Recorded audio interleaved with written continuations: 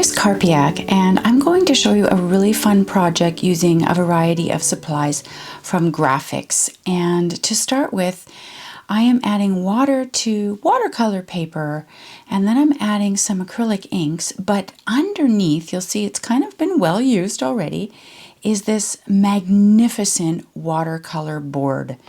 And it's fantastic, especially if you've got thin papers that you're adding a lot of water to.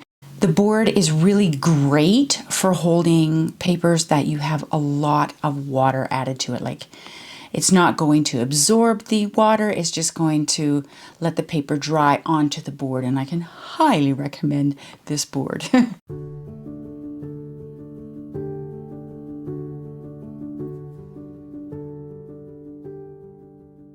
So for the first step, what you want to do is you want to just make a fairly light background with your acrylic inks and let it dry. And then we're going to take this frisket and we are going to take this double-sided tip that comes with the frisket, and the ends are wooden, and I would highly recommend you using the wooden stylus because actually the brushes, if you just use a regular brush, it doesn't work as well.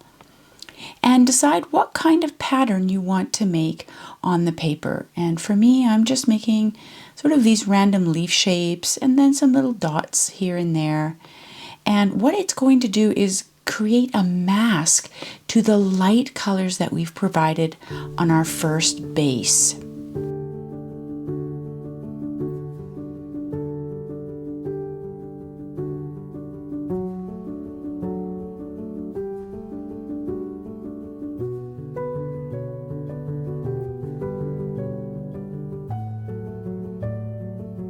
Now, once that frisket is dry, you can see how it's kind of shiny there.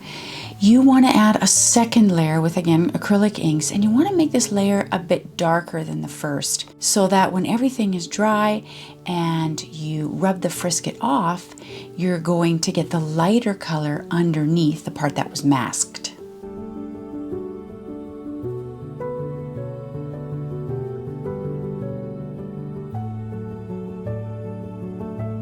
And I'm telling you, this process is so fun. It's so easy, but you get the most amazing results.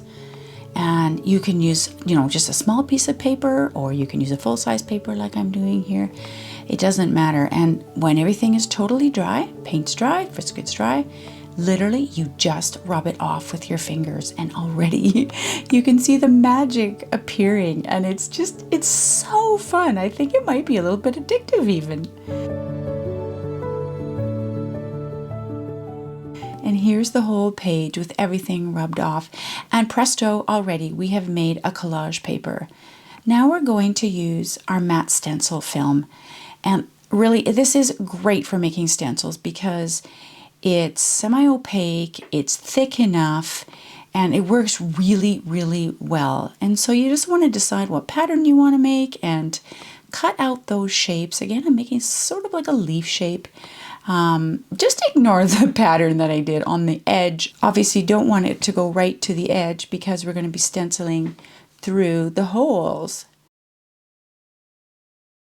And we're going to be making our stencil onto this Duralar, which you can put a lot of acrylic paint, a lot of wet paints onto it, and it's just a thin plastic here like you see.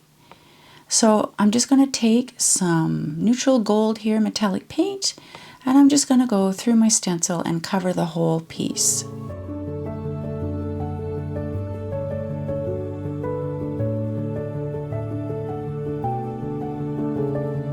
In this project, I've decided to do pinks, corals, and metallics, but certainly you can do whatever colors you want. These are just some suggestions for you and a little bit of inspiration.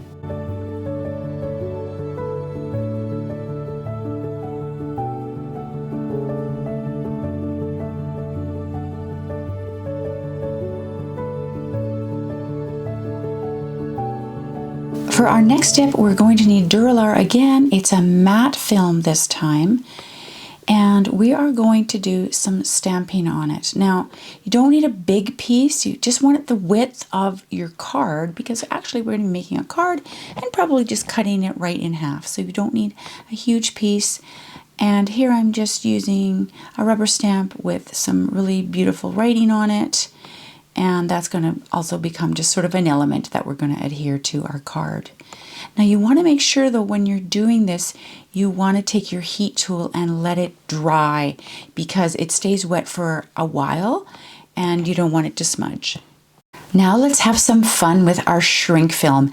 And this package is amazing because it comes in gold and silver, and today we're going to use the gold. And I've kind of made a little tag there, put 2 little holes in it because I'm going to attach some stuff, just sort of free-handed that one. But if you'd rather use a die and a die machine, then totally you can do that as well. And here I'm just cutting some simple tags that I wanted to adhere to my cards. And they've already got holes punched in them already, so it's perfect. I don't have to make extra holes. Now, keeping in mind that you want your shapes to be a little bit bigger than they actually will be, because we're going to be putting this in the oven and we're going to be shrinking it in the oven, and you only have to put it in a minute or 2 and it shrinks really well, and it gets kind of thicker, you know. And here I'm just taking a Sharpie. I found the Sharpie works the best just to add some things onto my tags.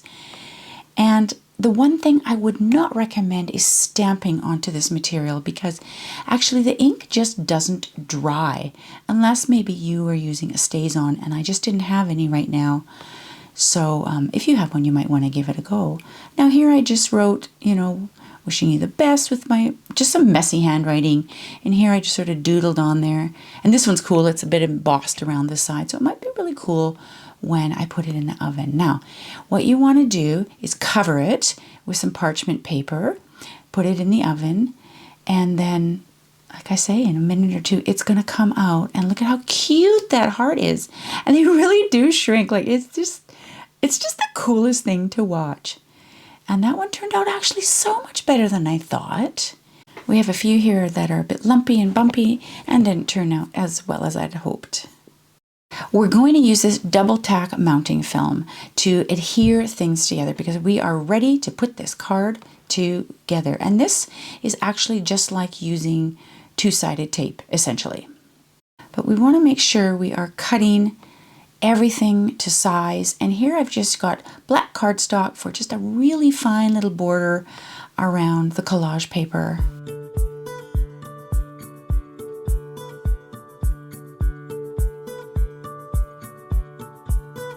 Now we want to start cutting the Duralar as well for the width of the card.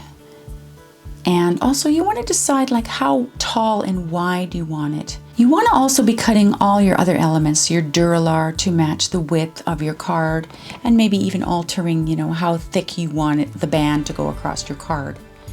Now I'm cutting pieces of the double tack mounting film here, and literally it's so simple. You peel it off and then you just stick it on like a 2-sided tape. And on this little piece here, I'm just sort of using up my bits and bobs, and I put that big piece on and then some little pieces around the edge. And I'm just gonna simply put that onto my black cardstock.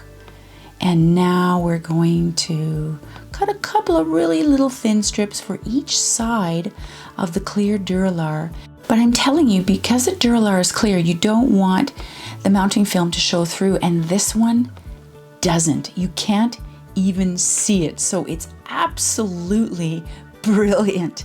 And you can cut it into any piece you want. It comes in sheets of 9 by 12, and look at that, you can't see it, and it's really hard to find a product that doesn't show through.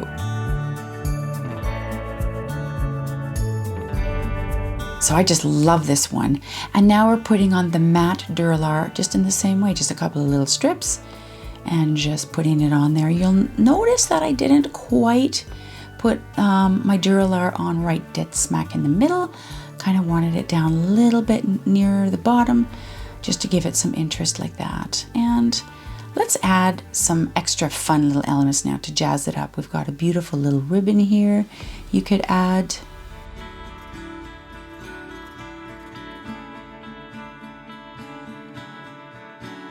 And if you like, you can wind some hemp around there and just get some other textures and elements going in your card. And this is where you can make it really fun and make it your own and just play around with what you have. So again, I'm cutting the double tack mounting film in one big piece. So simple. And I am just adhering that, tearing it off. And then I'm just going to apply that to the actual card. And I just get these cards at Michael's and they're already pre-made, simple, and the background is done.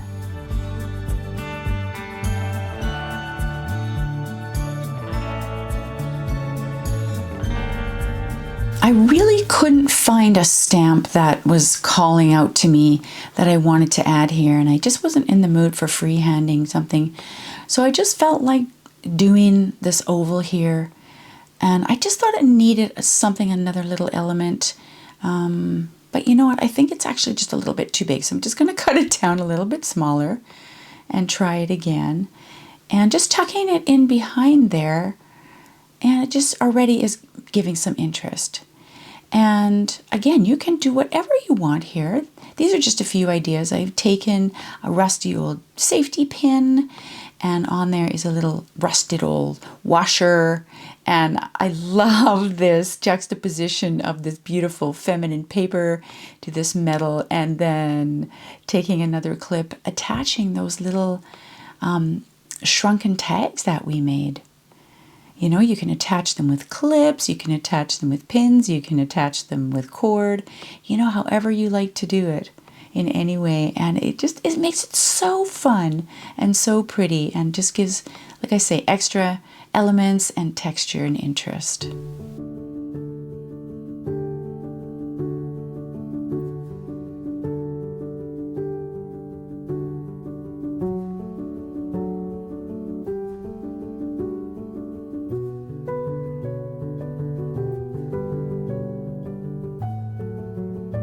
Now just tucking in some natural elements behind there, just to give it some interest and finish it off.